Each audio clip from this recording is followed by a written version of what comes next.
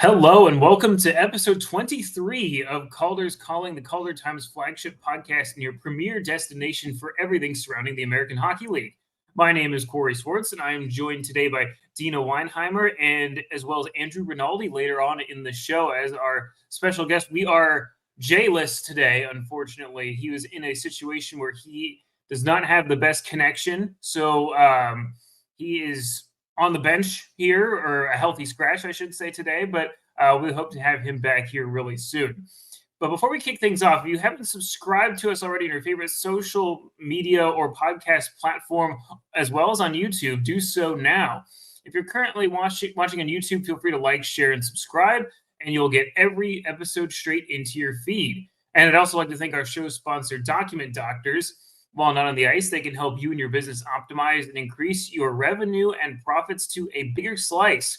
Check out documentdoctorsllc.com and don't forget to mention that the Calder Times sent you to them. So, Deana, we'll jump right into our quick hits section here before we get too far along and carried away talking about playoffs, because as it's been for the last couple of weeks, the playoffs are almost here. We have so much to talk about with it. But before we talk about the playoffs, it's time for me to do what I always do and do best and talk about the Hershey Bears. They wrapped up a couple of different significant accolades here over the weekend. On Friday, thanks to a win and an overtime loss for the Coachella Valley Firebirds, the Hershey Bears wrapped up the McGregor-Kilpatrick Trophy as the top team in the American Hockey League during the regular season.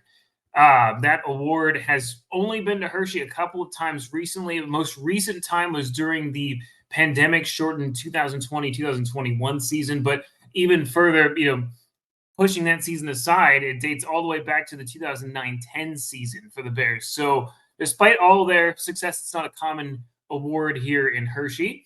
But later on Sunday, the Bears scored their 52nd win of the season, which is a new American Hockey League record for most wins in a 72-game season schedule. Now, it's interesting, Deana, I heard this mentioned in postgame, I think by Patrick Williams, was that although the 72-game season schedule for the American Hockey League is kind of new, it's kind of been a recent thing, it actually was 72 games at different points, I believe he said during the 90s. I didn't get to go a deep dive on this one before we got on, but they were comparing Patrick as well as head coach Tom Nelson, who played during, about that time, the differences between the American Hockey League back then to right now. And, Nelly was very complimentary of the job that the Bears staff does to put their roster together. So I thought it was a fun tidbit I thought I'd share that, we don't think about it because the league's been bouncing around game totals for years now, but that,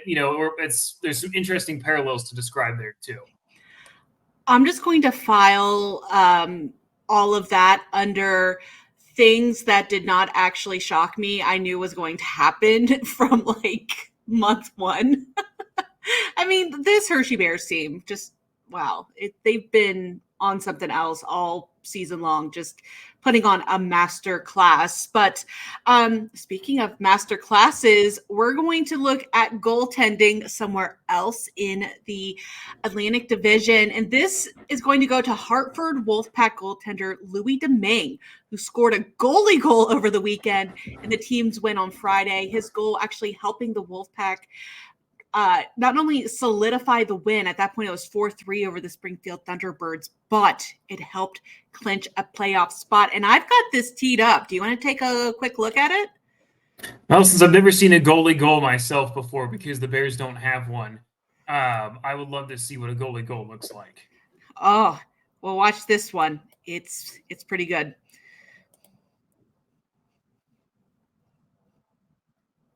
Oh, man, that's one of those ones. It's always hard to determine when a goaltender is going to, have the time, so to speak, to be able to get the puck. That's a great celebration, too. Isn't it, though? That goal meant a lot to them, too, because, like you said, they clinched a playoff spot. And that goal, oh, man, you got to love seeing them go down the line like that. With a goalie, it's always it's hard. You see there's enough goalie goals nowadays where you see it, but, that was a quick play. And, that can backfire really quickly, too. I mean, he was able to get that, drop it, set it, and rip it. But, you see how close two Springfield Yeah. players were to potentially knocking that down. And, he's still able to rip that thing down and just barely get inside the post there. That angle was a reverse angle was even better. So always love to see it for goaltenders. That even, just flipping the puck down that far away, the length of the ice with enough distance and speed like that is hard. Yeah, and that's what surprised me most about this is he did have two of the Springfield skaters basically closing in on him. Normally, and if you're watching this on YouTube, just watching this again, his teammates pointing him down like, "Go, Louis, go, Louis, go down the line, go, go."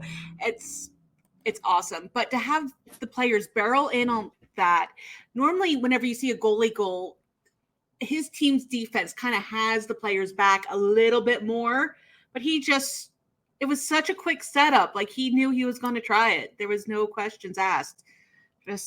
I love a good goalie goal, especially headed into the playoffs. Absolutely. And like you said, with just how big that scenario is, it makes the celebration a little bit bigger. And you just love to see it. You just love to see that emotion. Hartford's been struggling for some time. And, I'm sure it's a big relief for everybody associated with it to just finally lock in that playoff spot at this point. Talk about relief. Our own Keegan Jarvis, who covers the Hartford Wolf Pack, I know he is quite relieved. And he actually had a nice write-up about this whole goal and everything that's going on with the Wolf Pack. So check it all out at thecaldertimes.com. Absolutely. Got to plug Keegan's great work. He does a lot of fantastic stuff. Speaking of accolades, we will move to San Jose, where San Jose Barracuda forward Daniil Gushkin was named the Howie's Hockey Tape AHL Player of the Week for the period ending April 14th. He had 6 points. That's 3 goals, 3 assists in 3 games. Good things truly do come in threes in a big weekend for him and the Barracuda. So love to see it. Love to see some of these players from different teams here that maybe don't always get the league-wide recognition, get just that here with this nomination. And before we move on into the quick hits, I just got a beep in my headphones, which means Andrew is here. Hey, Andrew. Howdy, y'all. A good friend is back to join us at Calder's Calling, pinch hitting for Jay this week. It's good to be back, man. And it's we haven't had this kind of company in a while, so it feels like it's old times again. Yeah, if any of you listen to us under the Holy Grail, you would know that we were 3/4 of it. So all we needed is Zach Power, but he's off doing his job, doing great work as a reporter up there in Canada. And yeah, but we're going to go ahead and move on. Andrew, thank you so much again for joining. And just a quick note here that Iowa Wild forward Cale Kessie was actually issued a 2-game suspension for his actions in a game back on April 13th versus Manitoba. Now, this suspension will carry through to Iowa's game on April 17th. And I just love how every time it's just as a result of his actions. And it's just like they're pointing at him like, you did this. It wouldn't be a season if we didn't see a Cale Kessie news article like this in the late goings of the season.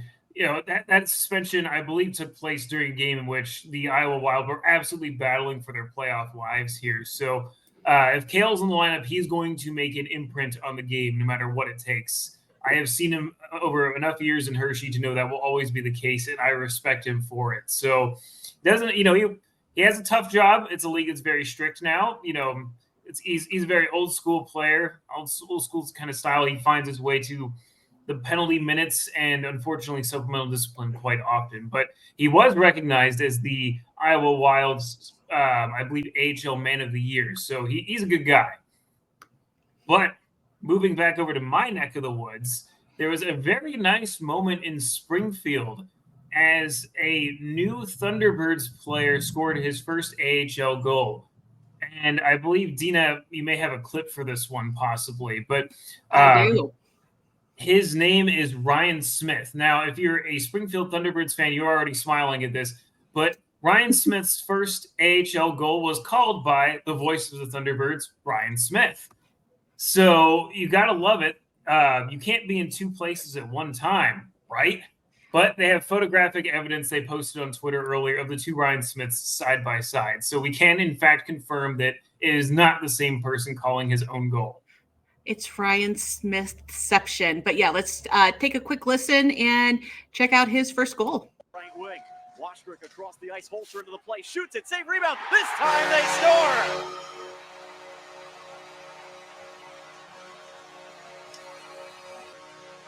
And here's a sentence I never thought I'd say.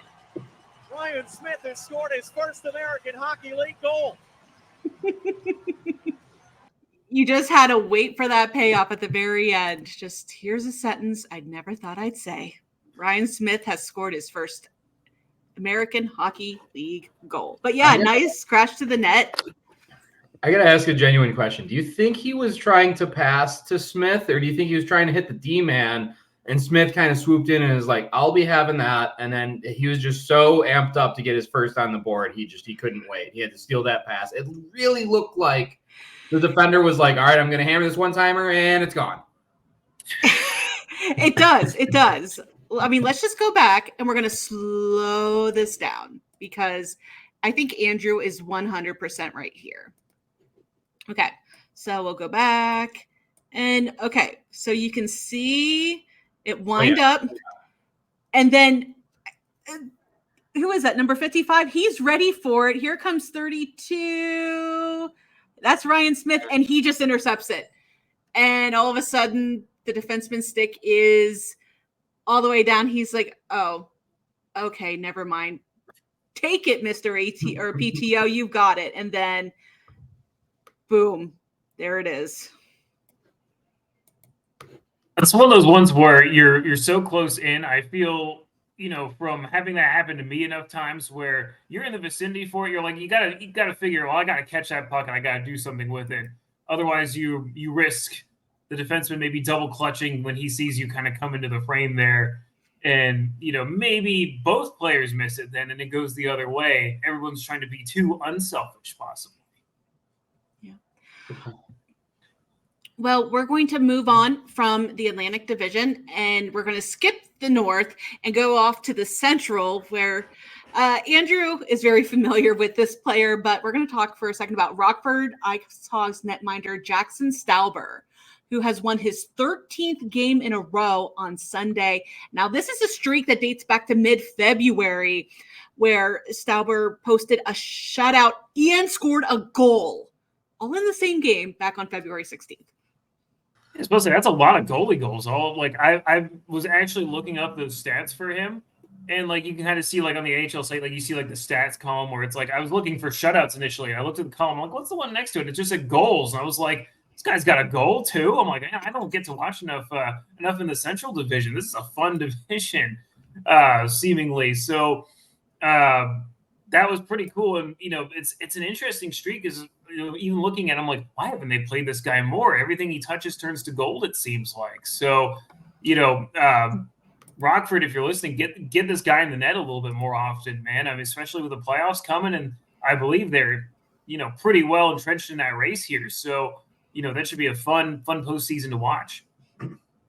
Yeah, right now they're tied in with Grand Rapids. They're locked at that point, that 2-3 spot. It's just a matter of who's going to get home ice, 1 point separating the two teams. But, yeah, the Griffins are going to be seeing a lot of Stauber in the upcoming future, I can tell you that much.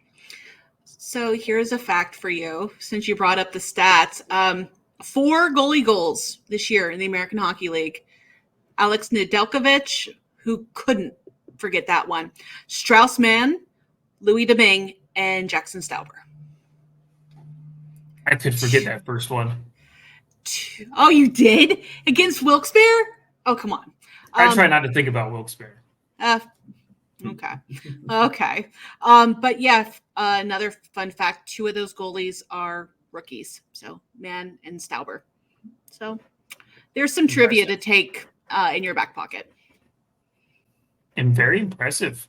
Well, we will shift from Deana. I know you said we were skipping over the North Division, but I'm just taking us right back over there to talk a bit about the Belleville Senators, who had some injury troubles. Their captain, Dylan Hetherington, was injured in Wednesday's game at Toronto and had surgery on Friday.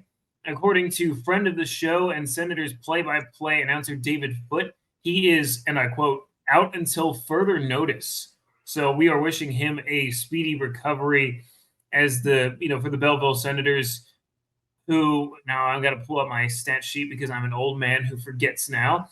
I believe Belleville is closing in on trying to lock up a playoff spot, but have not just yet, with one spot remaining in the North Division. So for him, he is crossing his fingers to hope that his team can pull off, locking that in there. They're pretty close, but it's not quite a done deal yet. And speaking of Belleville, one last stat for you guys. On Sunday, Belleville's Lassie Thompson skated in his 200th AHL game. So a nice milestone for him coming down the stretch before the season concludes.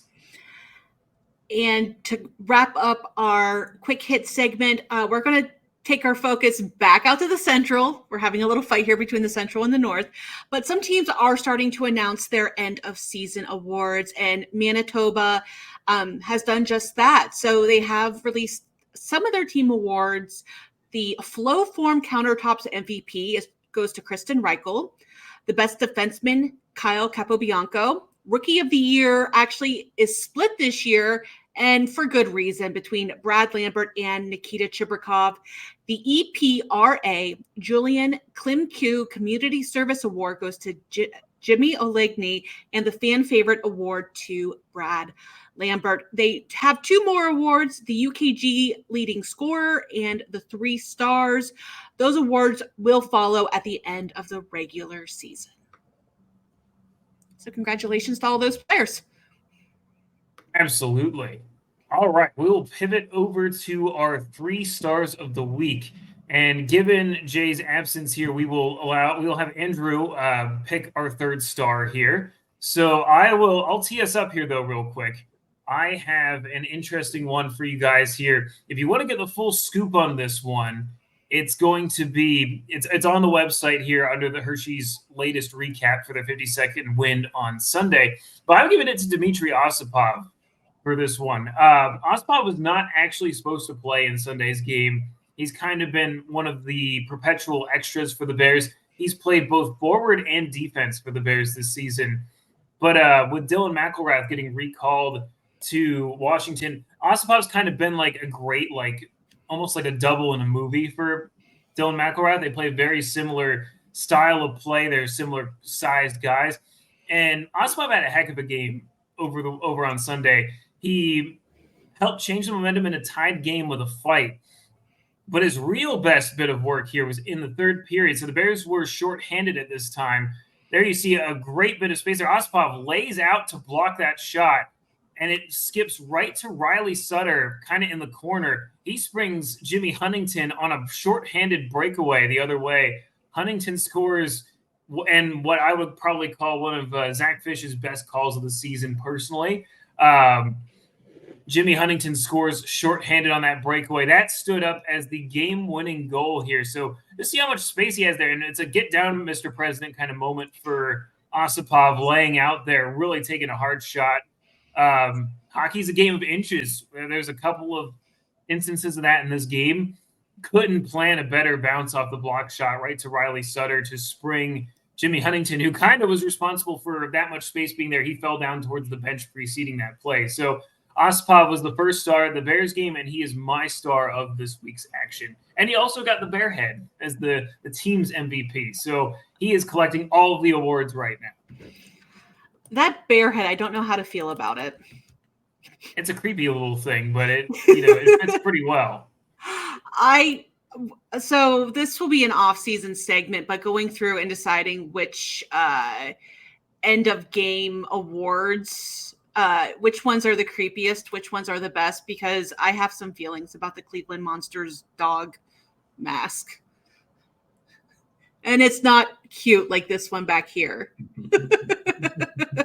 It's kind of scary. But speaking of the Monsters, now y'all know I try not to be a homer with my picks. I try to go outside of the division, outside of Cleveland. But this one was very close to my heart. And mine is going to Zachary Okabe. So I am going to just play you the clip of his first goal, but this isn't the reason why he is getting the star. I'll explain here in just a quick moment. With the scorer's table and have an announcement made, so that's a serious thing. Stirs off the draw, turning it to Okabe. He scores!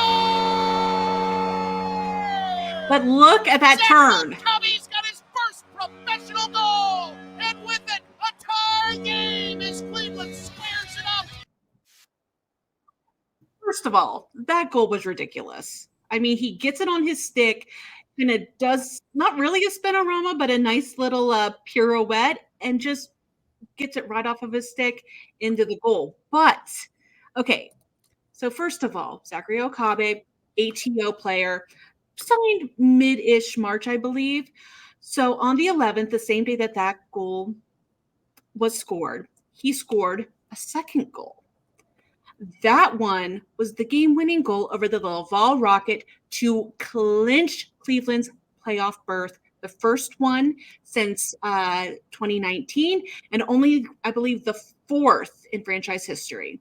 So Zachary Okabe coming up a clutch whenever Cleveland, well, y'all know how kind of down they are on roster players. So, yeah, Zachary Okabe getting second star here, but all the stars of my heart.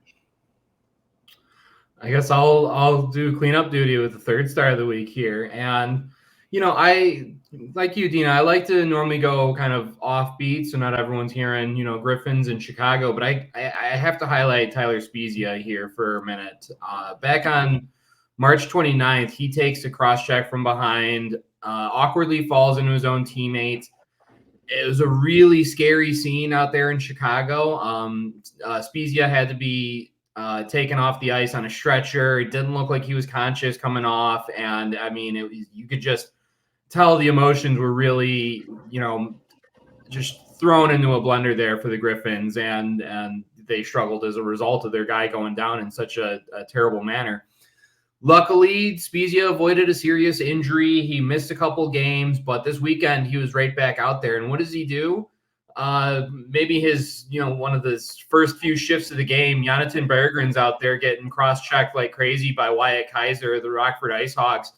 And Spezia goes up, not only challenges him, but as Kaiser tries to jump over the bench and avoid conflict, Spezia grabs him and pulls him back onto the ice. It was a sight that I haven't really seen at this league for quite a while. And it just look at that. I mean, that's a guy Wow. that's reintroducing himself back into the lineup. And that's all that Spezia's ever been for the Griffins, has been another guy to really kind of lay it all on there for his teammates. And if you're going to go after not just anyone, but, you know, a little Swedish meatball like Jonathan Berggren, then you're going to answer for it. And Wyatt Kaiser, clearly he wasn't going to be able to run away from justice here on that one. But on top of that, Spezia ended up assisting on Marco Kasper's empty net goal in Chicago on Saturday, scored one of his own on a rebound of an Elmer Soderblom shot on Sunday. And, you know, after just it was just a gut-wrenching scene, seeing him getting carried off the ice there, and to see him come back and respond in the manner he is just kind of speaks to the player that he is. So I think he's completely deserved of a star this week. I'm sorry, but the way he drug the Rockford player back on the ice, he had one leg over. He's like, nope, you're coming with me. I have to ask. I assume there was a penalty for that, right? I believe he got a roughing there, but it kind of offset Kaiser's cross-checking of Berggren. So Friday was chippy. So yeah. Everyone got some. I thought I heard the Mortal Kombat "Get over here" line dropping in the middle of all that. Honestly, Scorpion would be a good one for him. I just love how roughing is just a catch-all anymore. Mm-hmm. It really is. Right. What is roughing? Let's be real here. Before we get on to our main event of this episode, I have a little bit more to share about our sponsored Document Doctors. And is your business growing beyond the four walls of your office? As businesses grow, so do the challenges of keeping people trained, safe, and supported. Document Doctors, a proud sponsor of the Calder's Calling podcast and the Calder Times, offers affordable solutions to help optimize your business and keep the good times rolling. They offer content-focused solutions such as training document creation, back office process optimization, policy and procedure development, and so much more. Support the podcast and the Calder Times by visiting them at documentdoctorsllc.com. And don't forget to mention us when talking to their team of contentologists. Shop and support small businesses today. So, guys, I think we're about to have a big old conversation about the playoffs because, Andrew, I know you have some feelings about that. You have one team that's in and one team that was formally eliminated. I believe the term that we were throwing around was a post-mortem on the Chicago Wolves season, which is a fantastic term that I'm definitely going to be using from now on. But we've seen a lot of these playoff battles kind of come to an end. I think outside of one spot in the North and one spot in the Atlantic, we are full up on our playoff participants here, and it doesn't seem like there's too much question about who's going to get in here before us. So, Andrew, tell us about the Central and a little bit more about the events that unfolded over the weekend. Yeah, for sure. I mean, the Central Division had kind of been pretty well undecided, at least who got the crown, when Milwaukee decided, all right, we're going to go for a third of our schedule and just win every single game. So there wasn't a ton of drama. The only thing that really was to be decided over this past weekend was who was going to get that last spot. And, you know, mathematically, everyone was still kind of alive, but I wasn't going to put any money on the Iowa Wild to perform any miracles. And the Chicago Wolves, they needed a lot of help in front of them that they weren't getting. They needed to help themselves a lot, which they weren't getting. And I mean, you know, you can say all this about, you know, the dramatics went all the way down to the second last week of the season and all that.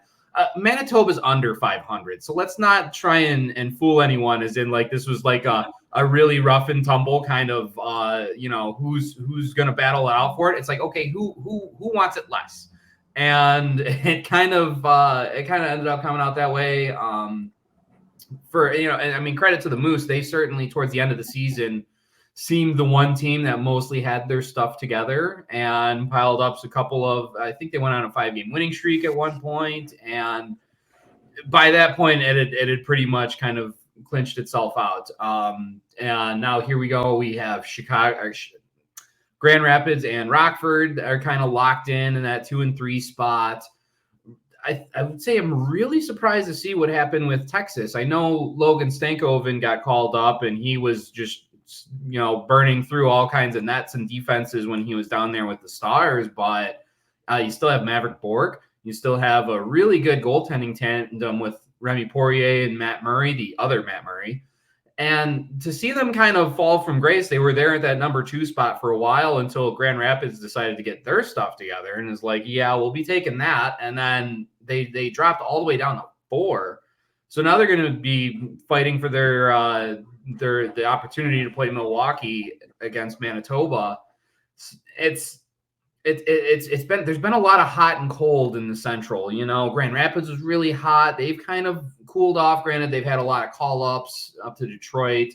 Texas was really hot. Now they're kind of cold here heading into the postseason. Milwaukee was really hot.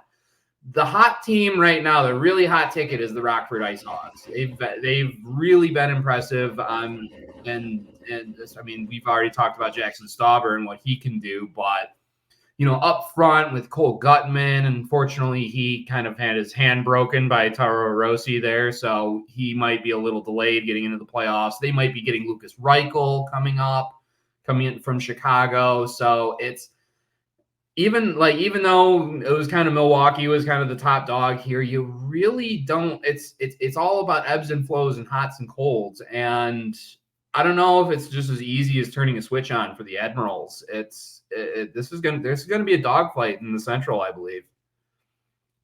Now, the question I have, and I was posed this question over the weekend, and it kind of got me thinking, and I was like, this is a great question for Andrew, is I'm taking one big, huge footstep forward here, assuming on this one. And you know what they say about people that assume. But we're going to set up a hypothetical. Who do you think any team in the Central has a shot? Say whoever comes out of the Central meets a team like the Coachella Valley Firebirds, who are one of two teams, I believe, to have hit the 100-point mark. And for Coachella Valley, they've been so good for a little while now. Does anybody in the Central who would meet them, do you think that they could come out on top and go to the Calder Cup finals? I think both Milwaukee and Grand Rapids have that potential because you look at who's in net. Milwaukee, you have Yaro Askarov, who's probably about as great of a blue chip prospect as we've seen come through here. And Grand Rapids, you have Sebastian Kosa. Kosa's last two regulation losses, going all the way back to Christmas, the Griffins scored a combined 0 goals in those 2 regulation losses. So the Griffins have a stellar record at home. They have, if Detroit ends up missing the playoffs, they're going to be getting Simon Edvinsson back, and you get a giant 6'6", smooth skating Swedish worm like that guy. It changes your entire dynamic of how you match up, lines and everything. It's an entirely different dynamic. Milwaukee, again, what more can be said about what they did? They pushed Coachella to the brink last season. I'm sure they'd love for some payback this year. It's when you get a hot goaltender in there, you can even throw Rockford in. If Stauber is continuing to keep this play up in the postseason, your goaltender is your most important player in the playoffs, and you got 3 really good ones that don't look like they're stopping anytime soon coming out of the Central. Thank goodness for the rest of the league that Pyotr Kochetkov isn't there anymore, because if there was 4, and it would just be, good night. But I'd give him as good of a shot as anyone else. How many Swedes are on the Griffins? Because we've got the Swedish meatball in Jonathan Berggren. What'd you call him? A Swedish worm? And Simon Edvinsson? Yeah. That's Edvinsson. You have someone even bigger than him and Elmer Soderblom, who's 6'8". Yeah. Albert Johansson. I'm trying to make sure I didn't miss anyone, because I know last year they had even more, but unfortunately we're not blessed with Victor Bradstrom and Pontus Andreasen anymore. I'm going to cheat and just kind of look and go scrolling through, because I swear if I miss anyone, I'll never hear the end of it. And William Wallinder, that's right. Yeah. So, they have 3 defensemen potentially if Edvinsson ends up coming in for round 1, all on the blue line, all rocking the Trey Kronar. So it's a tale as old as time. Red Wings draft picks and Swedes, and this year is no exception. Yeah, I'm just looking at this, and the Chicago Wolves really didn't stand a chance, did they? 8 points out of it, and we're not even fully done with the season yet. Well, if it isn't the consequences of my own actions. Right? Don Levin, Wendell Young. Sorry. 2023. Mm-hmm. Yeah, it's been, this is, for anyone out there who's not aware, in the Chicago Wolves storied history, which includes 5 league championships, 3 Calder Cups, and just a bunch of W's. This is the first time in 30 years that they've missed the playoffs in back-to-back seasons. So maybe they're rethinking that whole Independence Day spiel. I'm sorry, but you guys aren't George Washington. This isn't how the Redcoats aren't supposed to win. There is no victorious sailing down the Chicago River. No, not in 2024. 2022, yes, there was. Oh, yeah. Fast forward 2 years, Oof. Not so much. Oof. Quick little ope here in the Midwest. So, but can we talk about the North for just a little bit? Because I got to get something off of like out there about the Cleveland Monsters. Well, not necessarily the Cleveland Monsters, but the Columbus Blue Jackets and what's happening with one Gavin Brindley, because that is all the story here. We're recording on Monday, and there's a little bit of confusion around why he is ineligible to play in the American Hockey League this season. So just if you weren't here during the playoffs, not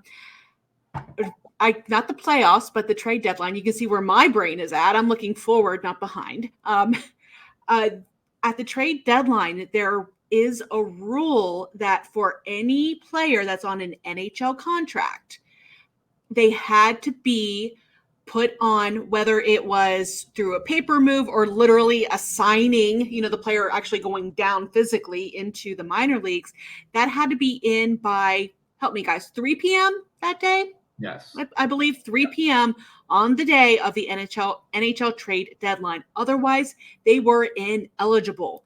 So what you tend to see this type of year are players coming out of college, like Gavin Brindley coming out of University of Michigan, and junior teams sign possibly like an entry-level contract with their team starting the next season. So like 2024-25. And then at the same time, it gets announced, hey, this player has signed an amateur tryout contract, an ATO, with that AHL team. Not Gavin Brindley. And he actually ended up signing a full entry-level contract that begins the 2023-24 season with the Columbus Blue Jackets, which leaves him with 1 game and completely ineligible to play with the American Hockey League with the Cleveland Monsters this season. Now, next season, it's all fair game, all the timelines, everything reset. But there were a lot of questions about that, and yeah, I have some strong feelings about it, but we don't know what was, said behind closed doors. Maybe this was the only way they could lure him out of college. I don't know, but just needed to put that out there because there's a lot of confusion about it. So speaking of that race in the North, Deana, I know we have almost everybody locked up there. Cleveland finally, yay! Yeah, I was supposed to say, I know the relief is there for you for that one, but I was kind of looking at that last playoff spot here, and of course, there's some teams, although it's only 2 points, it seems like it's more heavily weighted towards Belleville. But are the Senators a lock in your mind to get that last spot in the North Division? No, they're not. They really aren't because, well, first of all, if we look out at the okay, so Laval has 2 games remaining. Belleville has 3, okay? Belleville's magic number is 4. Laval's magic number is 9. I'm going to go ahead and count Utica out of it. Their magic number is 10 with 3 games remaining, and they play Syracuse twice and then Rochester 3-3. Sorry, Syracuse or Utica, you're done. However, the last 2 games for Belleville and Laval are against each other. Ooh. Late drama. Yes. And then Syracuse plays Belleville on Wednesday. So we really have to watch what happens in that Wednesday matchup between Syracuse and Belleville, which Belleville has a few players out. We mentioned earlier in the episode, Dylan Hetherington, out until further notice. To me, that's reading end of season. It was surgery. He's done for the season. But it's going to be drama on Friday and Saturday. So I wouldn't call Belleville locked because the way Laval played on Saturday night at the Rocket Mortgage Fieldhouse in front of 14,000 plus fans, I have never seen a team play with their hair on fire more than Laval. Now, I have some thoughts about the officiating, but whenever this team needed to buckle down and get themselves 2 points without letting their opposition in the same division get any, this team locked it down. They played whatever way they needed to get it done.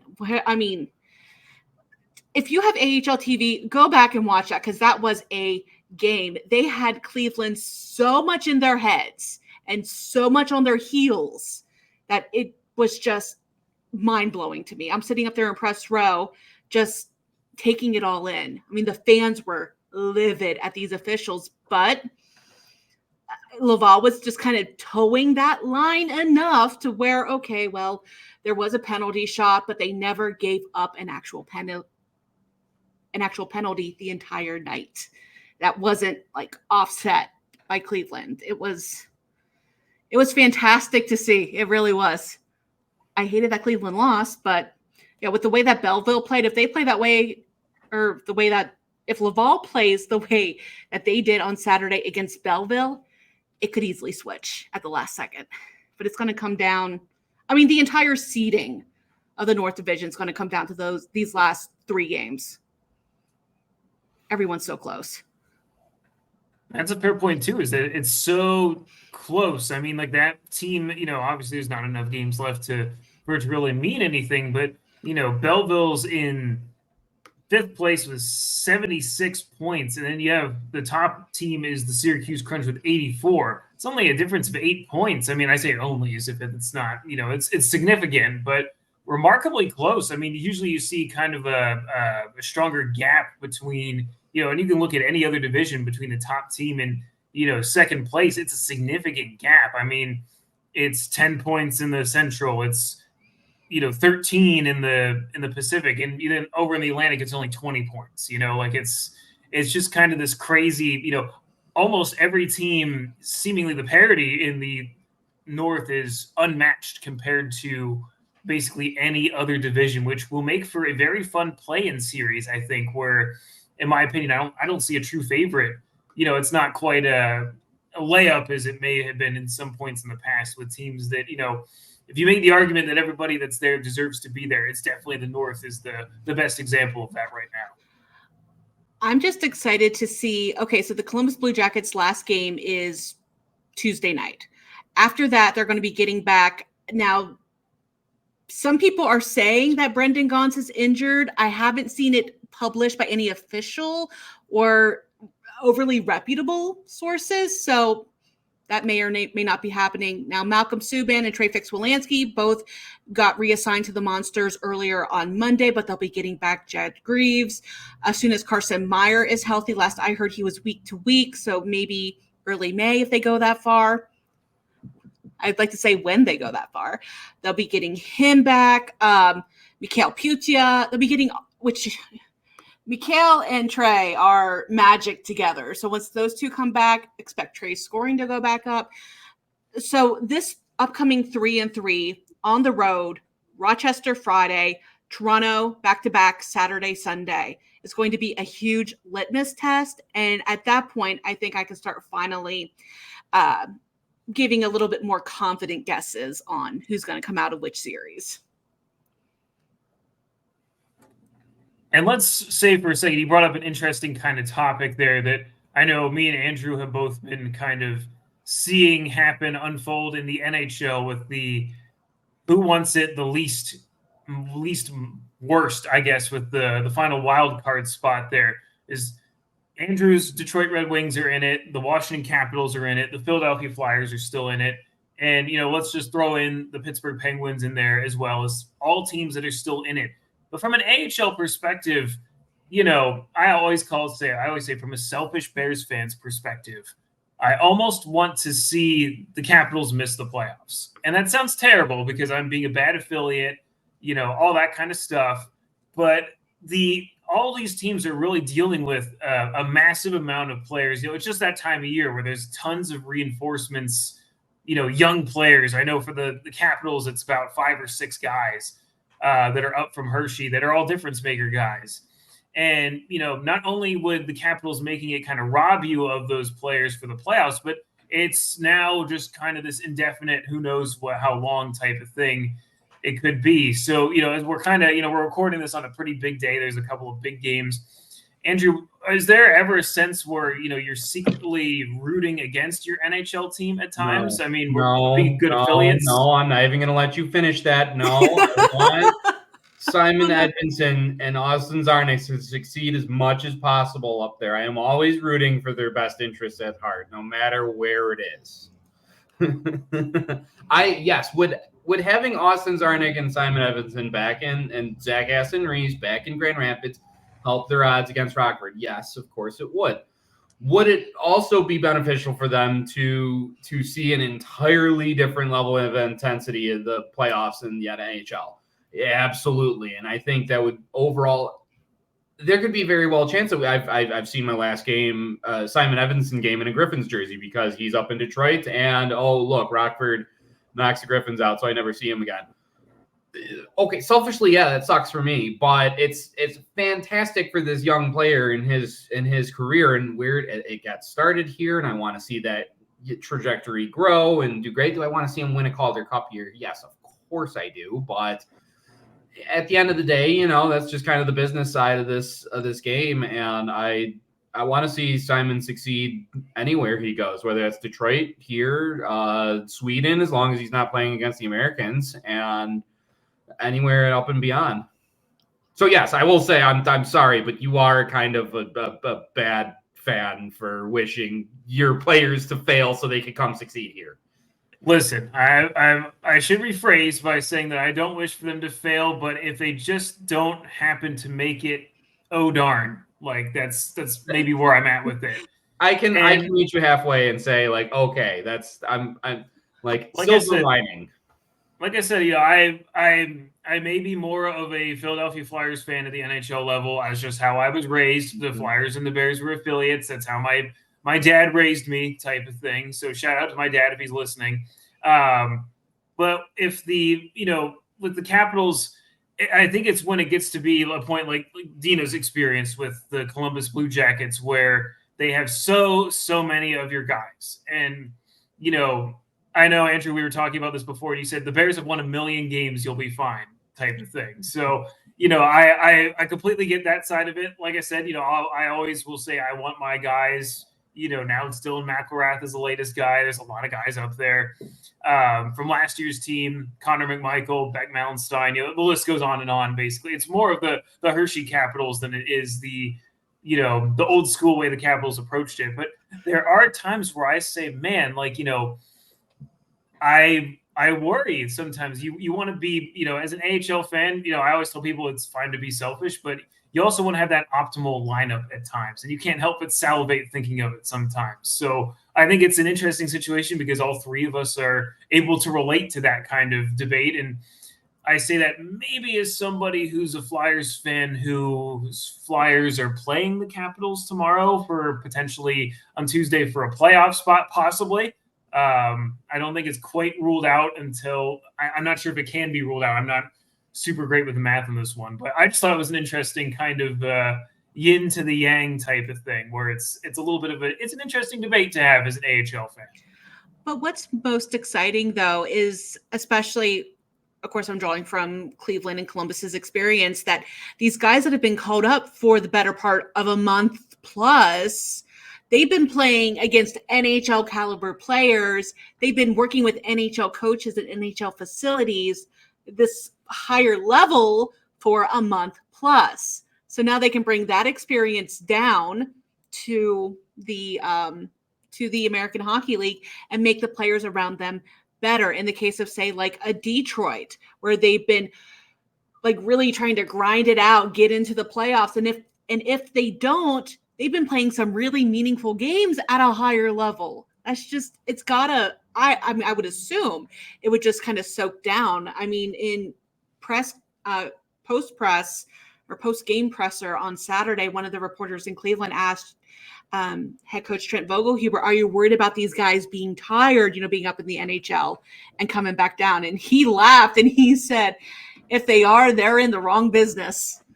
So, it's, to me, this makes the AHL playoffs even more exciting, getting these types of players back.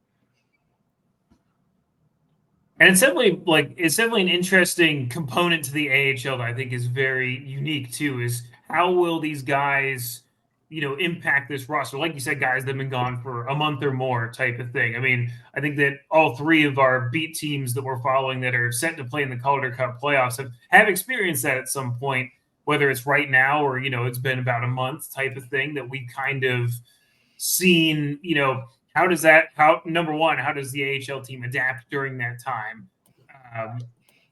How good's your depth type of thing? And that's part of the nature of the business too, is that all three of these teams have succeeded not because they have the top prospects necessarily, but because they've been prepared for the most depth as well. And that's a credit to all three of the NHL teams as to how they approached constructing this too. So, yeah, I thought it was an interesting debate to kind of have from our three different perspectives, kind of seeing the same thing at the AHL level. I think it's a fascinating component. Like I said, no disrespect to anybody's NHL teams, but as an AHL fan, you can't help but have those thoughts at times. So it's proper to vent it, I believe. Yeah, and just so we touch on the Atlantic and Pacific, I know there's technically a spot still open in the Atlantic, but it's going to go to Lehigh Valley just to, officially. They only have, 3 games left. They're a point out. The next closest is Springfield, and they have 10 points. How does the math even work on that? I think it's in just 2 games. A point. Any point lost by the Thunderbirds at this point will do it. I mean, it's just, It's the razor's edge. The one thing I did want to point out, I did notice this earlier this morning, that if I'm a Phantoms fan, which by proxy with the Flyers, I kind of follow along them at times. If I'm a Lehigh Valley Phantoms fan, I'm watching the Charlotte Checkers at the end of this season. And why, you may ask, is that Charlotte has 3 games left this season. If they were to win the right amount of games, say they get some help here, if Wilkes-Barre maybe stumbles in their last 2 games, Charlotte could realistically move up if they get 2 wins, I think it is, and Wilkes-Barre maybe loses out. If I'm a Phantoms fan, I'm sweating this out because this is the same type of matchup that happened last season. And guess what happened for Lehigh Valley? They didn't get a single home game at PPL Center in that shortened series because they lost in 3 games. And just due to the travel restrictions with Charlotte, they didn't get a home game. It's been since 2018 since the Phantoms have been able to host a game in their own arena. If I'm a Phantoms fan, I'm like, no. I'm a big Hershey Bears fan for the week because the Bears can single-handedly crush that dream. That I guess for the Phantoms fans, it's a nightmare, really, that they go 2 years potentially without seeing a first-round playoff game. So that was a little bit of an interesting side story I found for the end of the week. Okay, so I got a question. What's worse, your team making the playoffs and them getting bounced in the first round without making an appearance at home, or your team not making the playoffs in the first place? Getting bounced without showing up at home. I mean, I'd rather get there and get, my teeth kicked in than just not show up at all. You know what I'm saying? At least you get a chance to fight. Okay, fair. I go back and forth on this one because I'd probably go with, it's probably more devastating to go out the way the Phantoms did because they were extremely close. I mean, that went to 3 games, and then the Phantoms kind of ran out of gas in the second half of the 3rd game, if memory serves. It's just one of those AHL oddities that I think is just so hard. That would be hard for me to deal with as a fan because I'd be like, man, you played this whole time. But, going through the best of 3 series, you kind of know what you're in for in a sense too, where it's, you're kind of hoping to just live another day. And, I'll be so curious to see whenever we get the first time that a team that, finishes in a 4th or 5th or 6th seed in the Atlantic's case goes all the way on a Cinderella run type of thing. That's when I will, that's the stories you'll live to see out of this type of situation, I think. Well, with that, guys, I think we'll call it a wrap on this one. Thank you guys for the great discussion. Thank you, Andrew, for joining us here. Thank you. Of course. That'll do it.